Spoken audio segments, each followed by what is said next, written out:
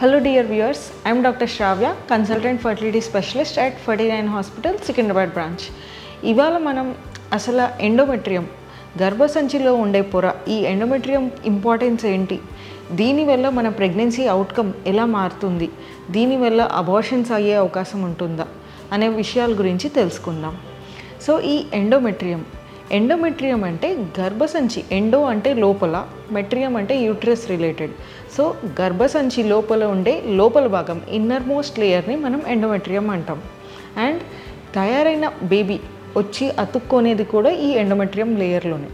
So ఈ endometrium పొర significance ఏంటి అంటే బేబీకి ఇనీషియల్ పార్ట్ గర్భసంచిలో ఇంప్లాంటేషన్ అంటాం. సో ఈ ఇంప్లాంటేషన్ ఈ ఎండోమెట్రియం లేయర్లోనే జరుగుద్ది. అండ్ ఇంకొక ఇంపార్టెంట్ థింగ్ ఏంటి అంటే మనుషుల్లో అంటే హ్యూమన్స్లో ఈ ఎండోమెట్రియం లేయర్ ఎప్పుడు పడితే అప్పుడు ఎంబ్రియో వస్తే యాక్సెప్ట్ చేయదు, ఒక పర్టికులర్ టైంలోనే బేబీని యాక్సెప్ట్ చేస్తుంది. దాన్ని మనం విండో ఆఫ్ ఇంప్లాంటేషన్ అంటాం. సో ఒక పర్టికులర్ టైంలో బేబీ వచ్చి ఈ గర్భసంచి లేయర్ రిసెప్టివ్గా ఉన్నప్పుడు కరెక్ట్ ఎంబ్రియో వస్తే అప్పుడు యాక్సెప్ట్ చేస్తుంది. సో ఈ ఎండోమెట్రియం లేయర్కి ఒక సెలెక్టివ్ అండ్ రిసెప్టివ్ అనే రెండు ప్రాపర్టీస్ ఉండాలి, అప్పుడే మనకి ప్రెగ్నెన్సీ అనేది నిలుస్తుంది. సో ఈ ఎండోమెట్రియం లేయర్ మనకి బాగుందా లేదా ఎలా అసెస్ చేస్తాం, చాలామందికి ఉండే అనుమానం. సో నార్మల్గా మనకి న్యాచురల్గా కన్సీవ్ అవ్వాలన్నా మనం సింపుల్ మందులు వాడి లేదా ఐయుఐ చేయించుకున్నా, ఐవీఎఫ్ చేయించుకున్నా మనం చూసేది ఏంటి అంటే మీ ఎగ్ రిలీజ్ అవుతుందా లేదా, దాంతోపాటు గర్భసంచిలో ఈ endometrium layer pattern, thickness, blood flows ఎలా ఉన్నాయో చూస్తాం. సో ఈ endometrial layer at least 7 to 9 mm or maximum 11 mm వరకు ఉంటే ఇది బాగున్నట్టు. బట్ ఎండోమెట్రియం లేయర్కి ఉట్టి థిక్నెస్ ఒక్కటే ఇంపార్టెంటా అంటే కాదు. ఈ థిక్నెస్తో పాటు మనం ప్యాటర్న్ అంటే గర్భసంచి పొర ఏ ప్యాటర్న్లో ఉంది అండ్ దానికి బ్లడ్ ఫ్లోస్, రక్త ప్రసరణ ఎలా ఉంది అనేది కూడా చాలా ఇంపార్టెంట్. సో ఈ 3 పాయింట్స్ చూసుకొని మనం ఎలా ఉంది అనేది డిసైడ్ చేస్తాం. సో ఈ ఎండోమెట్రియం లేయర్ అనేది మనకి ఇంప్లాంటేషన్ వచ్చే బేబీని యాక్సెప్ట్ చేయడానికి చాలా ఇంపార్టెంట్. సో ఈ ఎండోమెట్రియం థిక్నెస్ మనం స్కాన్లో నార్మల్గా డాక్టర్స్ అసెస్ చేస్తారు. సో మనం ఐయుఐ సైకిల్స్లో మనం ఎగ్ రిలీజ్ అయినప్పుడు ఎండోమెట్రియం లేయర్ లేదా మీ ఎగ్ పెరిగి మ్యాక్సిమం సైజ్కి వచ్చినప్పుడు ఎండోమెట్రియం లేయర్ ఎలా ఉందో చూస్తాం. ఒకవేళ మీ endometrium layer approachable distance time ఇది లేదు అనుకుంటే మనం ఆ థిక్నెస్ పెరగటానికి దానికి స్పెసిఫిక్ మెడికేషన్స్, ఆ ఎండోమెట్రియల్ థిక్నెస్ ఇంప్రూవ్ చేయడానికి మెడికేషన్స్ ఇస్తాం. సో ఇది ఐయుఐ సైకిల్స్ ఆర్ న్యాచురల్గా ట్రై చేసే వాళ్ళకి.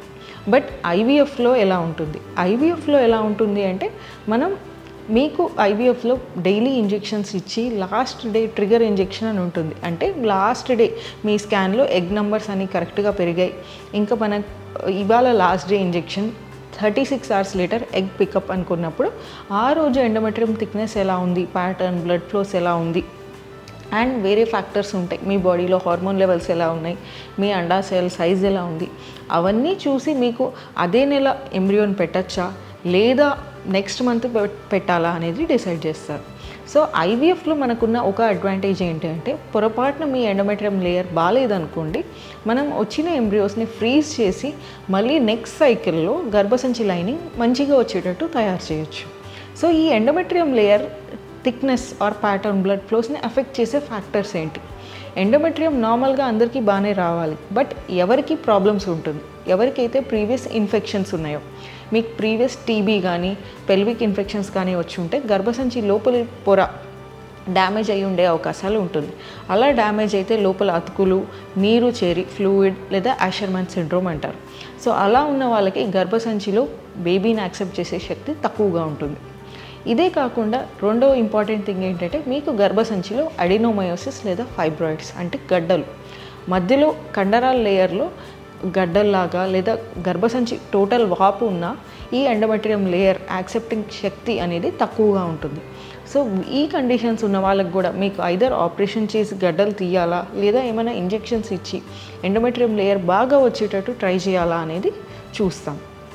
ఇవే కాకుండా పీసీఓఎస్ లేదా మీకు హైడ్రోసాల్పింగ్స్ అంటే పీసీఓఎస్తో పాటు కొంతమందికి ఏంటంటే ట్యూబ్స్లో నీరు ఉంటుంది, అలా ఉన్న వాళ్ళకి కూడా ఎండోమెట్రియం లేయర్లో రిసెప్టివిటీ అనేది తక్కువగా ఉండే అవకాశం ఉంటుంది.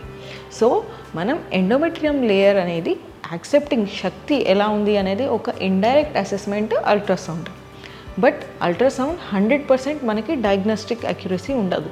సో బట్ అల్ట్రాసౌండ్ చూసి ఎస్ ఇలాంటి ఫీచర్స్ ఉంటే మనకి ప్రెగ్నెన్సీ నిలిచే అవకాశాలు ఒక 80 to 90% ఉంటుంది అనేది అర్థమవుద్ది. బట్ మనకి అన్నోన్ ఫ్యాక్టర్స్ అనేది ఒక 20 to 30% ఉంటాయి.